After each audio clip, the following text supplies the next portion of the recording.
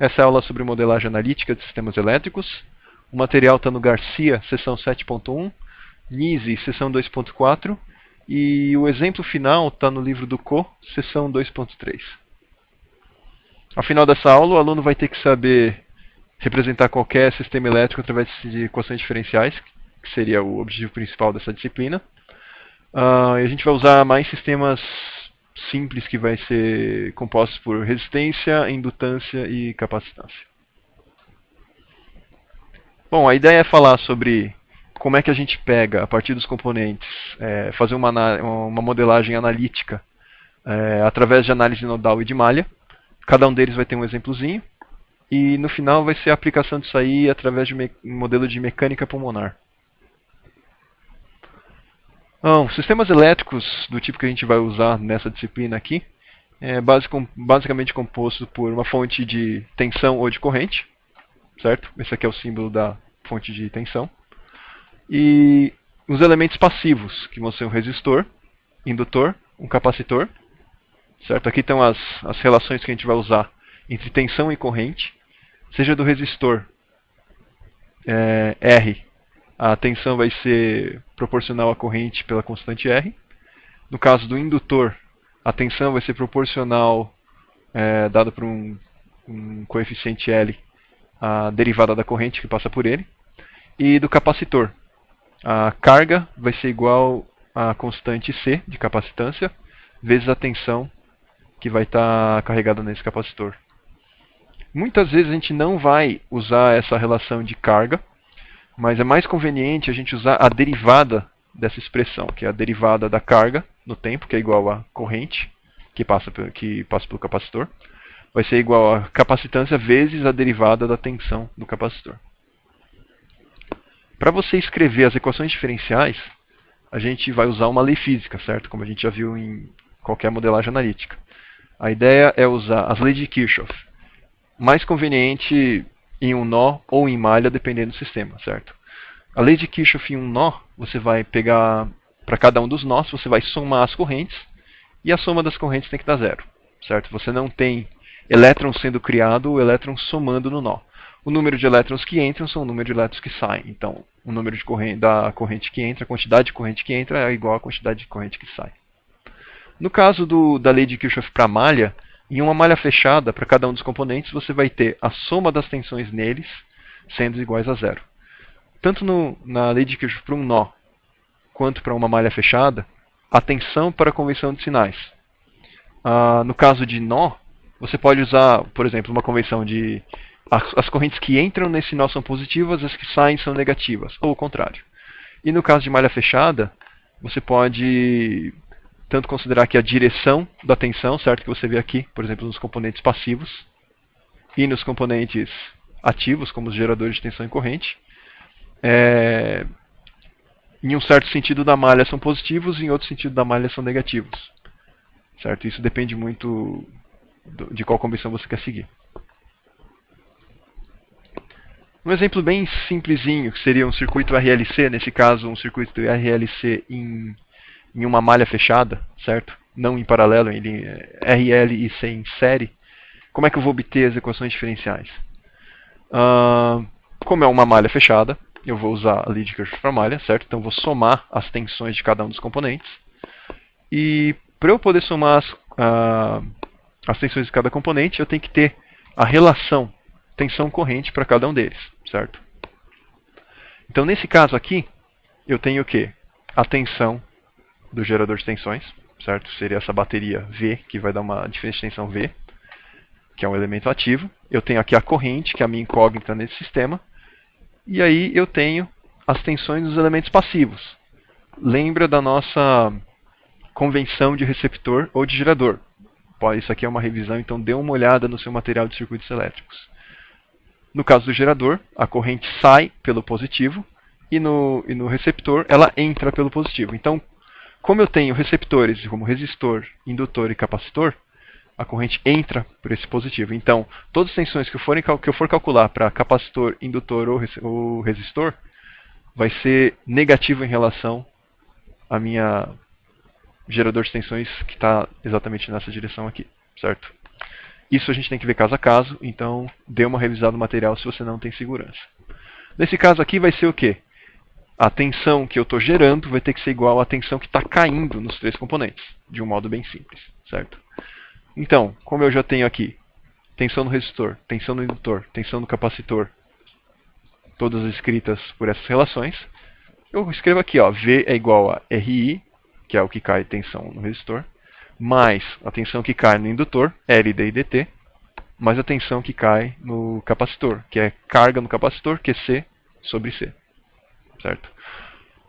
Como eu sei que a carga, a derivada da carga no capacitor, ou seja, o quanto de carga eu estou acumulando no capacitor no tempo, é igual à corrente que está correndo nesse circuito aqui, eu posso dizer que a derivada da carga no capacitor QC no tempo é igual à corrente que está passando pelo capacitor, que também é igual à corrente que está passando no meu circuito. Certo? Então, se eu simplesmente derivar toda essa equação aqui, eu vou ter essa aqui, ó, dV dt é igual a R d dt mais L d quadrado I dt quadrado mais I sobre C. Certo? Então eu vou ter tudo em relação a I nessa equação aqui. É uma das formas mais usadas. Certo? Eu também posso pensar do mesmo jeito e reescrever isso aqui em termos de Q. Então tenho Q aqui sobre C.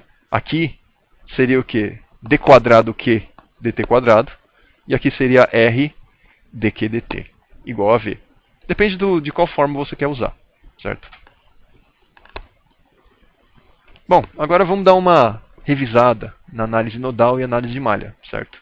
Então, ó, a análise nodal consiste em escrever uma equação para cada nó que você tiver com uma tensão desconhecida, e você vai somar as correntes têm que dar zero. Lembre-se das convenções.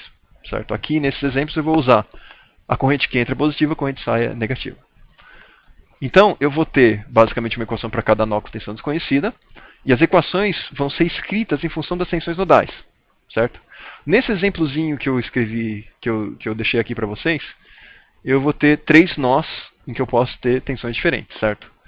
Aqui eu coloquei como o nó com tensão E1, um nó com tensão E2, e aqui seria um outro nó com uma outra tensão, nesse caso seria a tensão 0, a de referência, certo? Está vendo aqui o símbolo de terra? Então, eu tenho que escolher, na análise nodal, qual nó vai ter a minha tensão de referência, que vai ser 0 volts. Nesse caso, vai ser esse nó aqui, e todas as tensões nos outros nós que eu calcular vai ser em relação a essa tensão de referência 0 aqui. Certo? Bom, qual seria o procedimento para fazer essa análise nodal? Primeiro eu escolho um nó de referência, 0 volts. Pode ser realmente qualquer um dos nós. Com a experiência você vai saber qual vai ser o mais conveniente para você escolher como referência. Certo? Depois você escolhe a direção nas correntes dos ramos.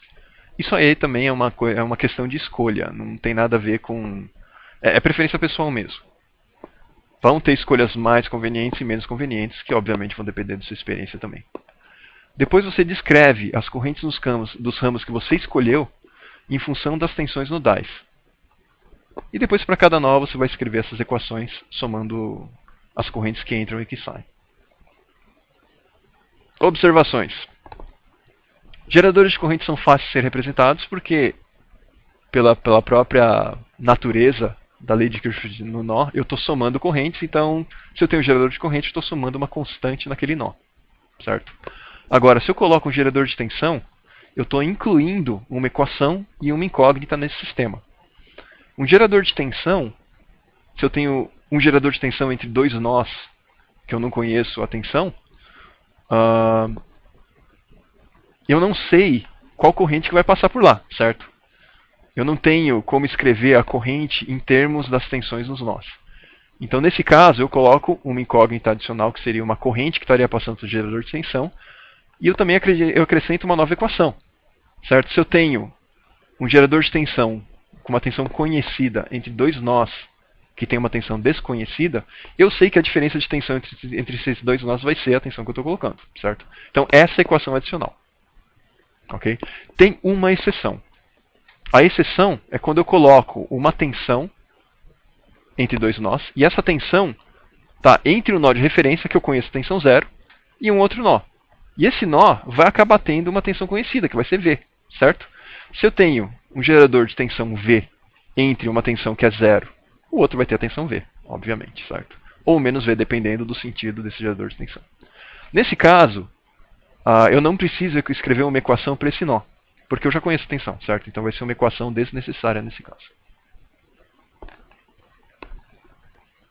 Bom, um exemplo para a nossa análise nodal, usando aquele circuitinho que a gente já propôs desde o começo. Primeiro, eu escolhi o nó de referência. Eu escolhi esse nó aqui. Podia ser qualquer nó nesse circuito inteiro, certo? Segundo, escolher a direção das correntes nos ramos. Para os geradores, eu posso usar... o gerador de corrente já tem uma direção óbvia, certo? E no gerador de tensão eu posso usar a minha convenção do gerador, em que a corrente sai do positivo.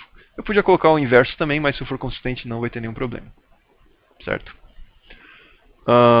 Como eu coloquei um gerador de tensão entre dois nós de tensão desconhecida, que não é a minha referência, eu estou colocando também aqui uma incógnita nova IV, certo?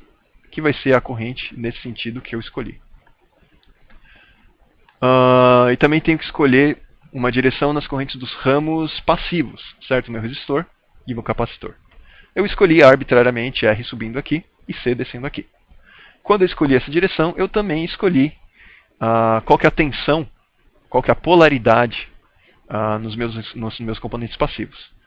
Como usando a convenção do receptor, o positivo é por onde entra a corrente, certo? Nos elementos passivos, tanto no meu resistor quanto no meu capacitor. Terceira etapa, descrever correntes nos ramos em função das tensões nodais.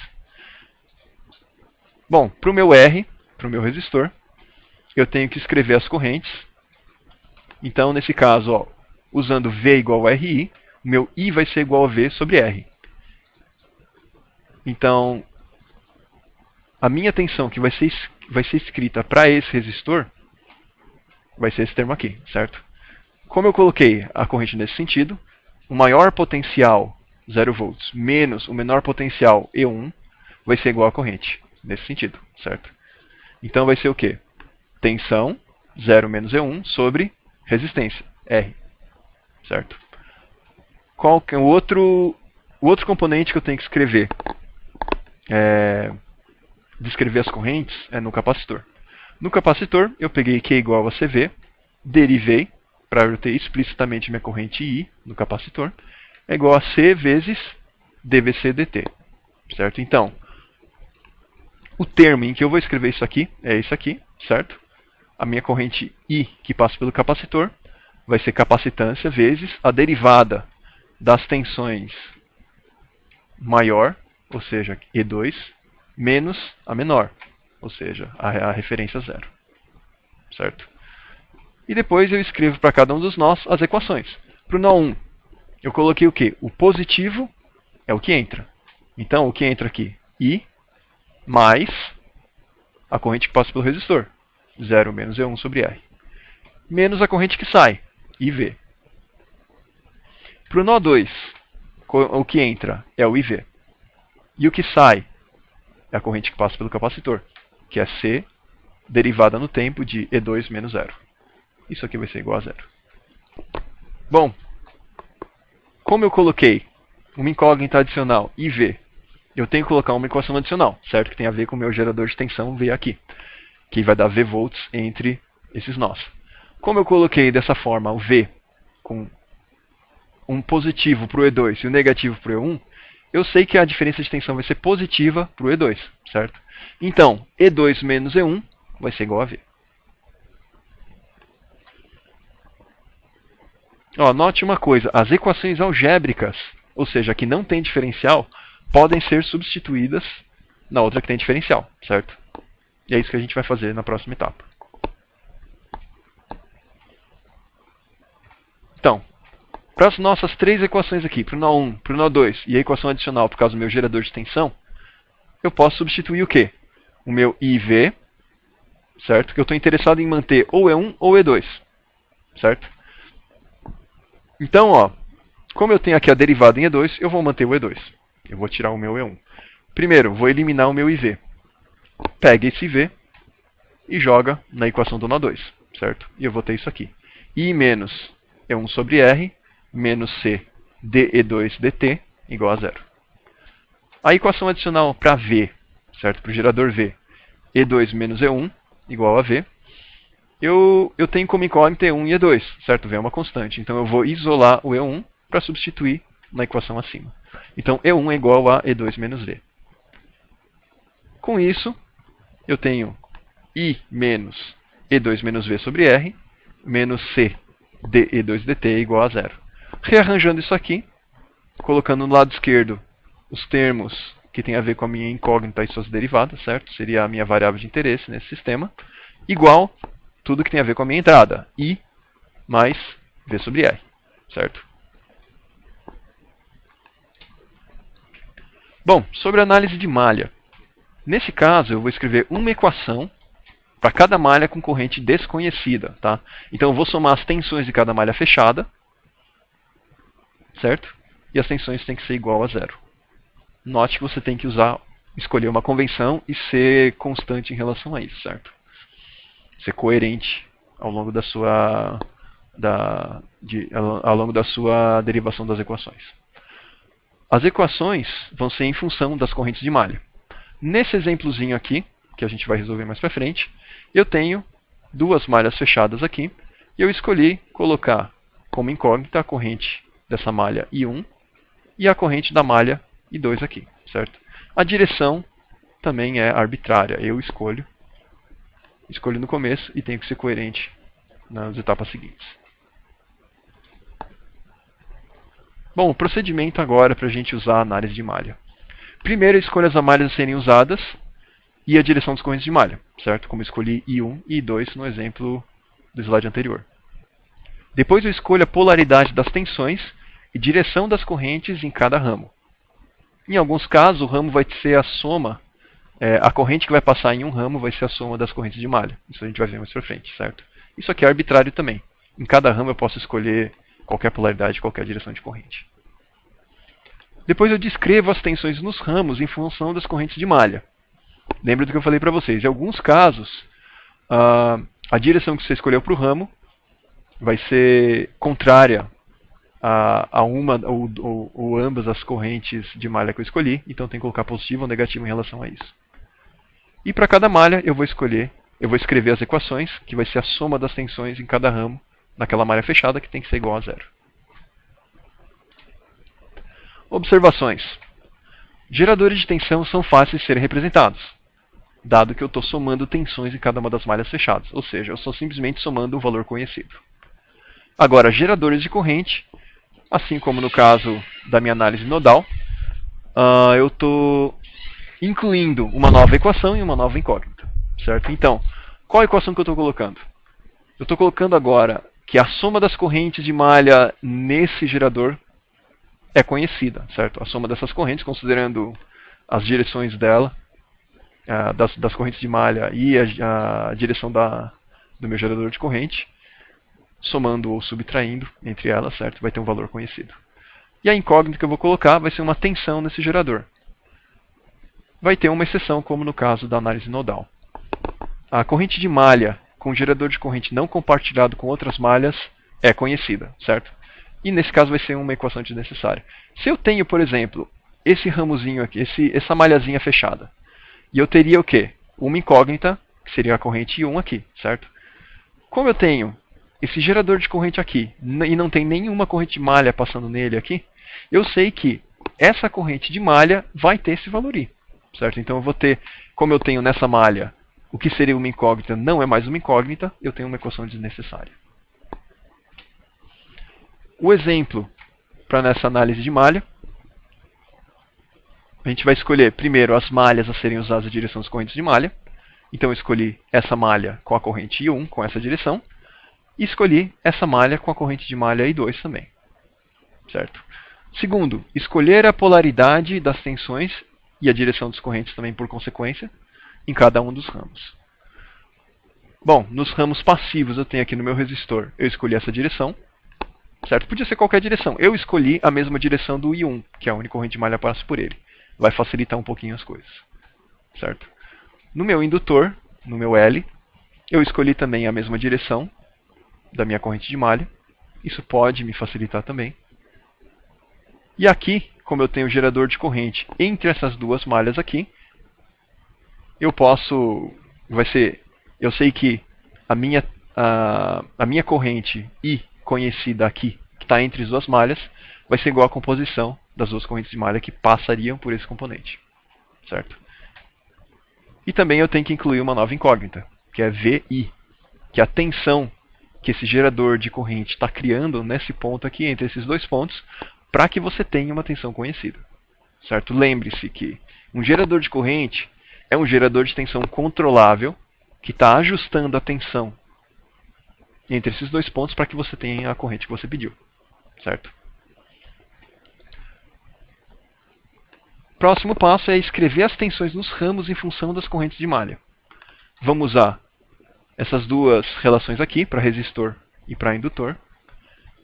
Então, para esse resistor aqui, eu sei que a minha tensão nele vai ser igual à resistência, R, vezes a corrente que passa por ele, certo? E aqui eu estou considerando essa polaridade para uma corrente que passa nesse sentido aqui. Para o indutor, a mesma coisa. Eu estou considerando que vai ter essa corrente passando por aqui. Então, o positivo para esse VL aqui vai ser para cá, certo? Então, o VL vai ser igual a minha indutância L vezes derivada no tempo da corrente que passa nesse sentido aqui. Então, eu vou ter que agora, para cada malha, escrever as minhas equações. Lembre-se dos sinais de tensão que eu vou usar de acordo com uma certa convenção. Na malha 1, essa malha aqui, eu escolhi o seguinte. O positivo é para cá, é positivo. O positivo no sentido contrário ao da corrente é negativo, certo? Então, para a malha 1, mais V, mais tensão conhecida, menos RI, a tensão no resistor. Só que esse RI, a corrente que passa no resistor é só I1, e nesse mesmo sentido. Então, é menos RI1. Menos a tensão incógnita adicional, VI, que eu coloquei nesse gerador de corrente. Vai ser igual a zero. Na malha 2, eu tenho o quê? O VI, que é positivo no sentido do I2, menos a tensão no L, certo? No indutor, que é negativo em relação ao meu I2. Então vai ser menos L, derivada no tempo, da corrente que passaria nesse sentido. Corrente que passa nesse sentido, corrente de malha é I2, então vai ser dI2 dt, certo? Isso aqui vai ser igual a zero. Agora, a equação adicional que eu coloquei. O I conhecido, certo? Vai ser igual à composição das correntes de malha que passam nesse componente, que é I1 e I2. Agora vejam aqui, direção de I1 é aqui para cima. I2 tem contribuição positiva ou negativa? Positiva, que está na mesma direção de I. Então é I igual a I2. E eu vou ter que colocar também a contribuição de I1, que é contrária a essa direção. Então é I2 menos I1. Novamente, como no caso da análise nodal, as equações algébricas podem ser substituídas na minha equação diferencial. Aqui eu tenho duas equações algébricas, na malha 1 e a minha equação adicional, certo? Então, nesse caso, eu vou pegar a equação da malha 1. Como eu tenho aqui a derivada em I2, eu vou tentar colocar tudo em termos de I2, para facilitar a minha vida. Então, essa equação, eu vou isolar VI e vou substituir na malha 2. Então, vai dar V menos R I1 menos L dI2 dt igual a zero. Agora, a equação adicional para o meu gerador I vai ser igual a I2 menos I1. Como eu quero preservar o I2 que está sendo derivado aqui, eu vou isolar I1 e substituir o I1 aqui em cima na equação da malha 2.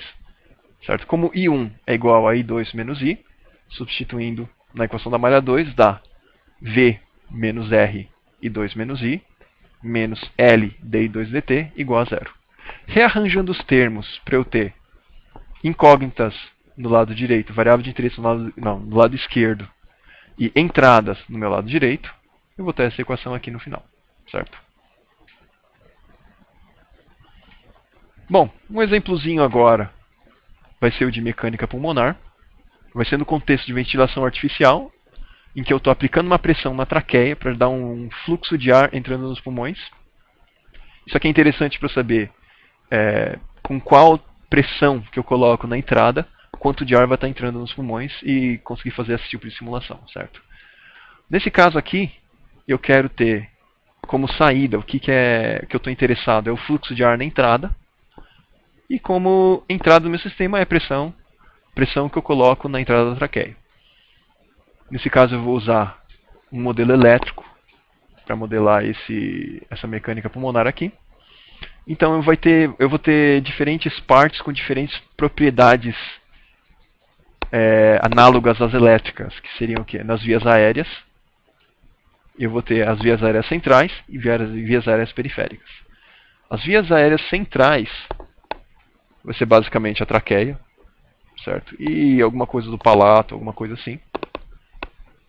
E eu vou ter uma resistência à passagem do ar, RC, e uma capacitância, CS. Certo?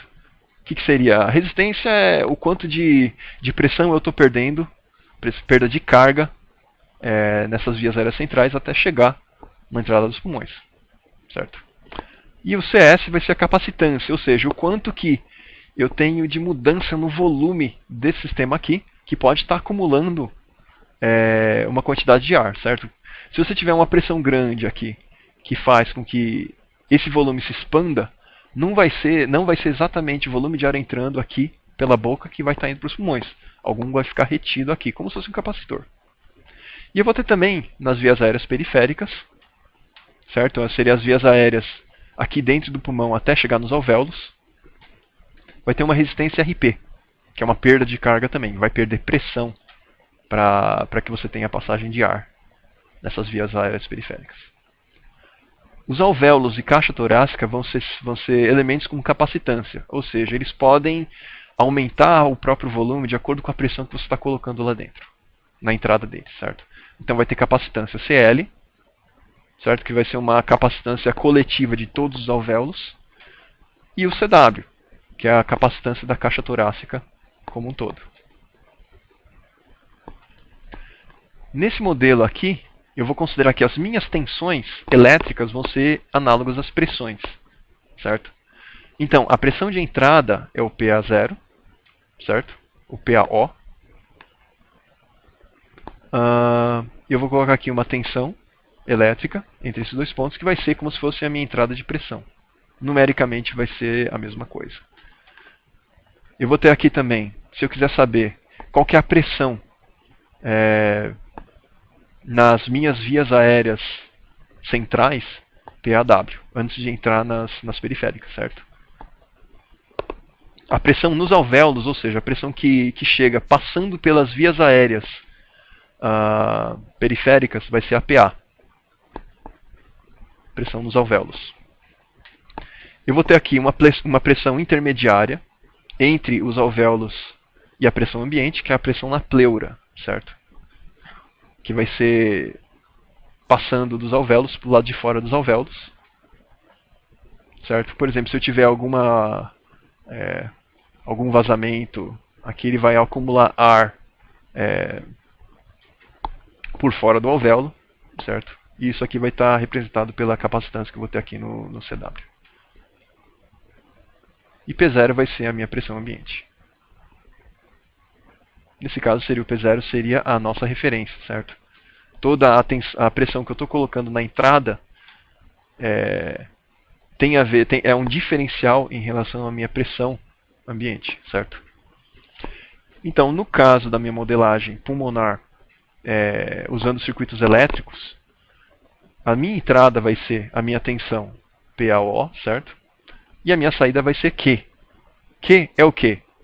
É o quanto de ar está entrando, certo? Como se fosse uma corrente elétrica. E a minha ideia aqui, eu tenho o quê? O meu Q entra, parte do que entra vai ficar retido nas vias aéreas centrais, e vou ter um QA que realmente vai para os alvéolos, certo? Para dentro do pulmão, que pode estar vazando ou não aqui. Então, como eu tenho aqui duas malhas, eu vou ter duas equações. certo? E deu também, a minha ideia é tirar esse QA da jogada aqui, porque eu quero ter uma equação que tenha simplesmente a entrada PAO e uma saída Q. Pela segunda lei de Kirchhoff, no nó que tem a pressão PAW, considerando que o fluxo de ar é incompressível, a gente tem a entrada do fluxo de ar Q, a gente tem o fluxo de ar que está passando para os alvéolos, e a parte que fica retida nas vias aéreas centrais, devido à capacitância CS, é dada por Q menos QA, certo? A gente tem que lembrar que, porque a gente está usando o modelo elétrico, a gente está assumindo que nos nós não estamos criando nem destruindo elétrons. Então você tem uma conservação desse fluxo, certo? O que entra é igual ao que sai. E eu também escrevo a minha primeira lei de Kirchhoff para essa malhazinha aqui, certo? Então, o PAO, essa tensão positiva, eu vou considerar que vai ser igual à queda de tensão desses outros elementos aqui. Na minha resistência RC, que vai ser o quê? Resistência vezes a corrente Q, mais a carga que vai estar no meu capacitor CS. Então, qual que é a tensão que vai ficar no meu capacitor? A carga, que vai ser dada o quê? Pela integral no tempo da minha corrente que passa por aqui, certo? Que é Q menos QA, sobre a minha capacitância CS. Se eu derivar isso aqui em T, porque me interessa tirar o QA para fora dessa equação, então vai ser o quê? Derivo PAO, dPAO dt, igual a R, que é uma constante, vezes derivada de Q no tempo, mais 1 sobre C, e a minha integral simplesmente some, fica Q menos A. Como eu estou interessado em isolar o meu QA para eliminar o meu QA da equação, QA vai ser igual a menos CS dPAO dt, mais RCCS dQ dt, mais Q. Como na minha equação eu posso também precisar substituir não só o QA, mas uma derivada de QA no tempo, eu faço a derivada disso aqui também, certo? Que vai ser o quê? dQA dt é igual a menos CS, que é a constante, d quadrado PAO dt quadrado, mais RC, d quadrado Q dt quadrado, mais dQ dt. Para eu escrever agora a outra equação da outra malha que a gente tem aqui, vou usar a primeira lei de Kirchhoff. Então, eu vou colocar o seguinte. A tensão, olhando a direção das correntes aqui, certo? Que eu escolhi. A tensão no capacitor CS tem que ser igual a tensão nesses outros três componentes, certo? Então, 1 sobre capacitância vezes a integral do Q menos QA dt, que a gente viu na equação anterior, vai ser igual à soma das tensões desses três componentes, que vai ser o quê? RP vezes QA, mais, seria o quê? A integral de QA no CL, integral de CW sobre CL sobre CW, certo? Então, 1 sobre CL mais 1 sobre CW vezes a integral, certo? Fazendo a distributiva, fica dQA dt sobre CL, mais integral QA dt sobre CW, certo? Derivando em T, para eu eliminar essas integrais também, eu vou escrever tudo isso aqui nesse formato. RP dQA dt mais constante, 1 sobre CL mais 1 sobre CW, derivada da integral vai ser só QA, é igual a 1 sobre C, e a integral some também, então fica Q menos QA. Eu estou interessado em deixar tudo em função de Q, certo?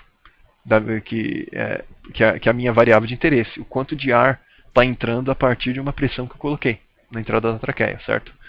Como eu tenho a derivada em QA, eu já escrevi convenientemente aquela equação da outra malha com uma derivada em QA, eu substituo dQA dt aqui, e os QAs aqui e aqui, e eu vou ter essa equação aqui, certo? Substituindo tudo, vou ter isso aqui. E rearranjando, colocando tudo que tem a ver com PAO, que tem a ver com a entrada no lado esquerdo, e tudo que tem a ver com Q no lado direito, eu tenho esse formato aqui, certo? Aqui eu tomei a liberdade de reescrever CT como o inverso de 1 sobre CL mais 1 sobre CW mais 1 sobre C, inverso, certo? para ter uma notação mais compacta aqui, certo? Como vocês podem ver, isso aqui é linear. Eu tenho a entrada, certo? E de suas derivadas multiplicadas simplesmente por constantes, ou 1 sobre RPCT. CT é tudo conhecido, então é uma constante também. E entradas também.